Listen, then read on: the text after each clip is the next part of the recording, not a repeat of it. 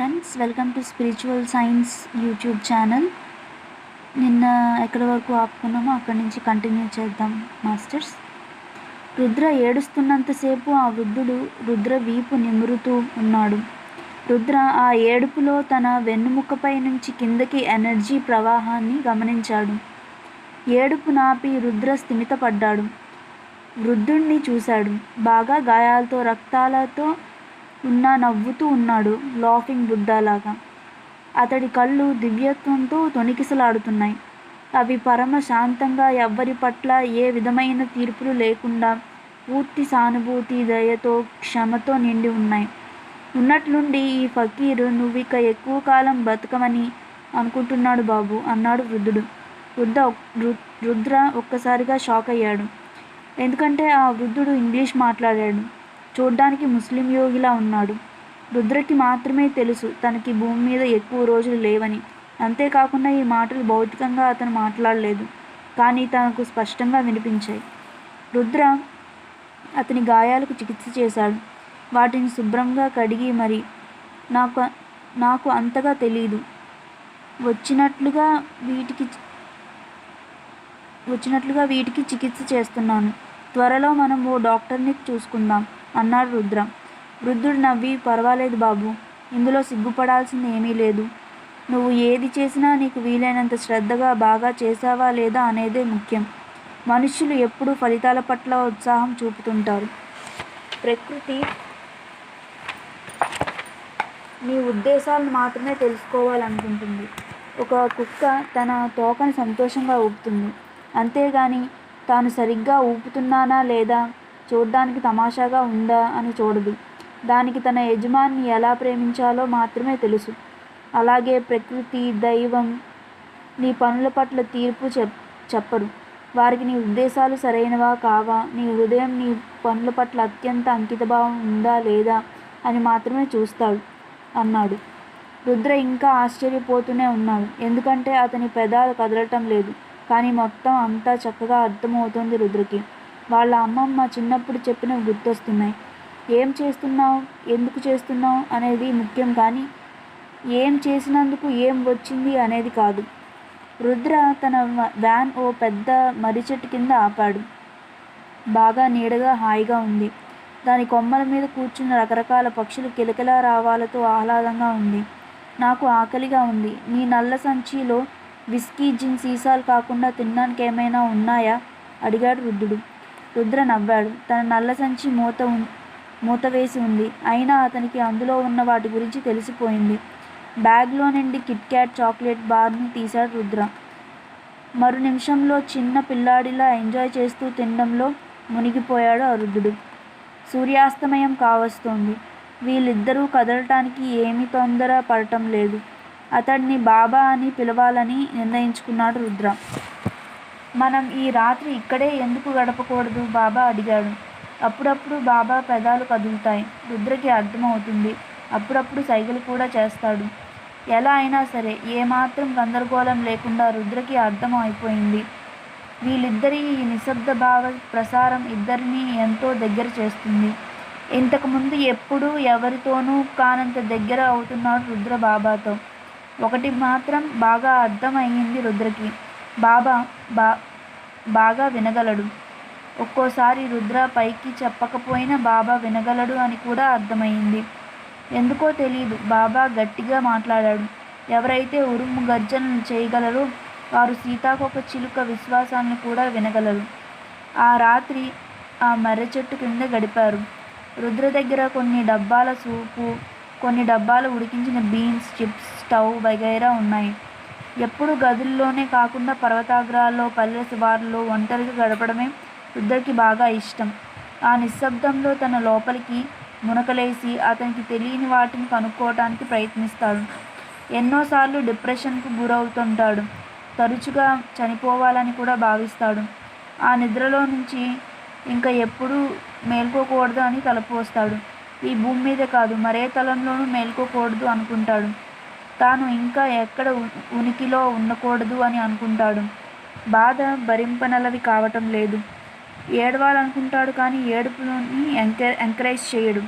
అలాంటప్పుడు ఈ వ్యాన్లో ఉండి ప్రపంచాన్ని మరిచిపోతాడు. తనకి కావలసిన లిక్కర్, నీళ్లు, బుక్స్, ఆహార డబ్బాలు తనతో ఉండనే ఉంటాయి. ఎప్పుడూ ఒంటరిగా తినొద్దు బాబా అన్నాడు. నువ్వనుకుంటున్నావు, నువ్వు ఎప్పుడూ ఒంటరిగా ఉంటావని అనుకుంటావు. భగవంతుడు నీ మార్గదర్శక ఆత్మలు ఎప్పుడూ నీ చుట్టూనే ఉంటారు. వారికి పెట్టకుండా తినడం స్వార్థం, కృతజ్ఞత అవుతుంది.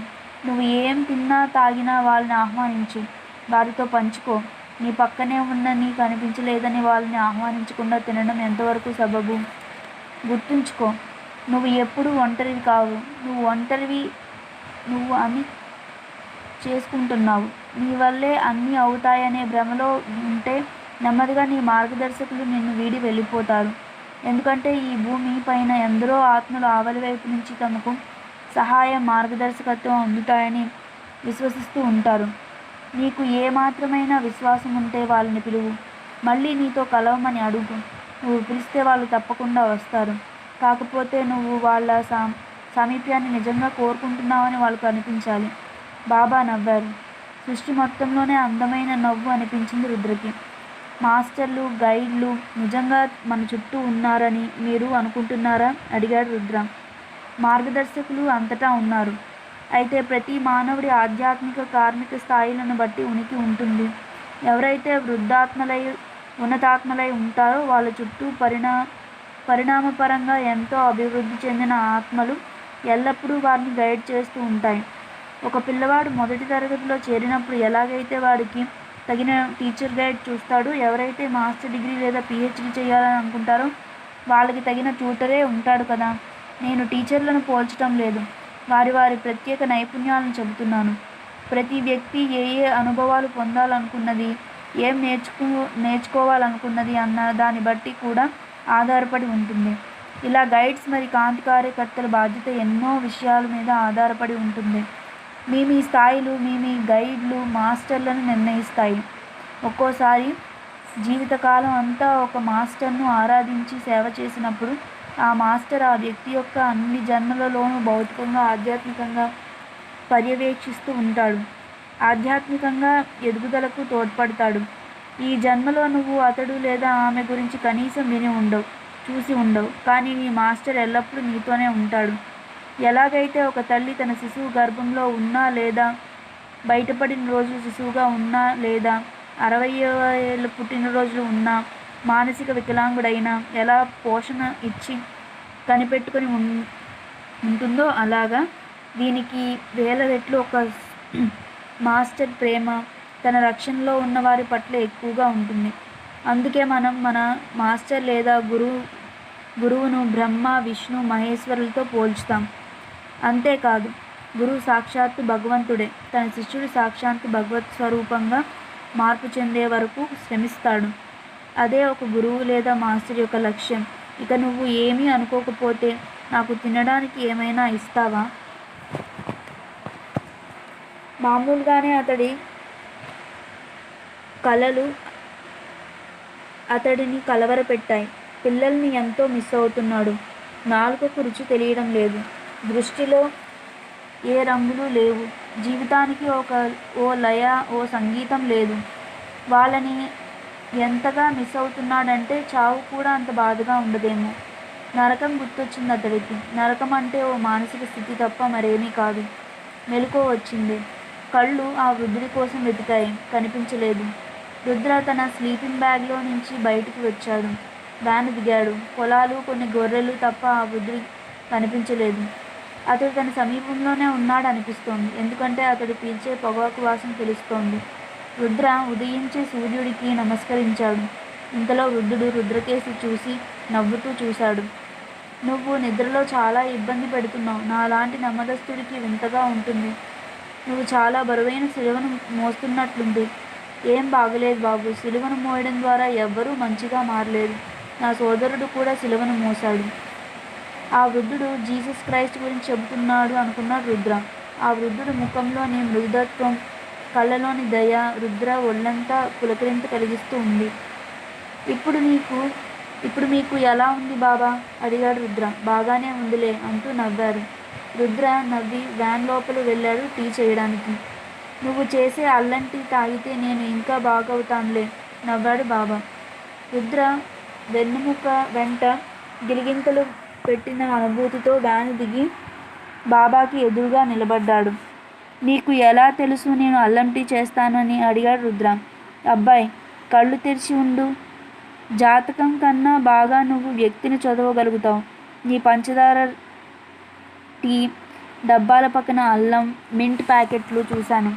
నువ్వు చాలా మంచివాడివి. నీ దగ్గరున్న వాళ్ళకు ఇబ్బంది కలుగుతుందని నువ్వు కొన్ని నిర్ణయాలు తీసుకోలేకపోయావు. కానీ వాళ్ళు నీ దయా సానుభూతిని వాడుకొని ద్వేషంతో విషవాంఛలతో నిన్ను బాధ పెట్టారు. ఇది నీ కళ్ళలోని నేను చదవగలిగాను. నిన్ను బాధపెట్టే అవకాశం ఎవరికీ ఇవ్వద్దు. నీ మనశ్శాంతికి ఇబ్బంది కలిగించే అవకాశాన్ని ఎవరికీ ఇవ్వద్దు. అది నరకాన్ని అడగడమే అవుతుంది. ఆ అధికారాన్ని కేవలం నీ గురువుకు భగవంతుడికి ఇవ్వు. మరే మనిషికి ఇవ్వద్దు. అందరినీ ప్రేమించు, కానీ భగవంతుడిని గురువుని మాత్రమే విశ్వసించు. ఏం సందేహించకు, అలాగే ఏమీ ఆశ్చర్యపోకు. అప్పుడప్పుడు దేవుడు గురువు చాలా పెడతారు నిన్ను. అప్పుడప్పుడు దేవుడు గురువు చాలా బాధ పెడతారు నిన్ను. ముఖ్యంగా నువ్వు వారి మీద పూర్తిగా విశ్వాసం ఉంచినప్పుడు వారు నీ విశ్వాసాన్ని వమ్ము చేస్తారు. నీ నమ్మకాన్ని ముక్కలు ముక్కలు చేస్తారు. నమ్మకం అనేది చాలా నిండైన పదం. నిజమైన విశ్వాసం చాలా లోతైనది. దేవుడికి లేదా గురువుకి దగ్గర చేస్తుంది. ఎన్నో మత గ్రంథాల కన్నా, ఆధ్యాత్మిక సిద్ధాంతాల కన్నా విశ్వాసం చాలా గొప్పది. కానీ అబ్బాయి, నేను దేన్ని విశ్వాసం అనుకుంటున్నానో నువ్వు దేన్ని విశ్వాసం అని అనుకుంటున్నావు, వాటి మధ్య చాలా వ్యత్యాసం ఉంది. వృద్ధుడు తాను పొగాకు పీల్చడానికి ఉపయోగించి చిల్లంను వెలిగించి గాఢంగా పీల్చాడు. చిన్నగా నవ్వి చిల్లంను రుద్రకి అందించాడు. రుద్ర దాన్ని అందుకొని గాఢంగా పీల్చాడు.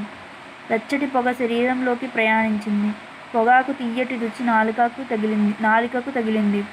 వెళ్ళి టీ తీసుకురా. 2 రకాల విశ్వాసాల గురించి చెప్తాను. ఒకటి అసలైన వజ్రం లాంటిది, రెండవది మొదటి దానంత అందంగా ఉంటుంది, కానీ అది గాజు ముక్క. వజ్రం ఎన్నటికీ పగలదు, గాజు ముక్క మాత్రం బద్దలవుతుంది. Thank you masters.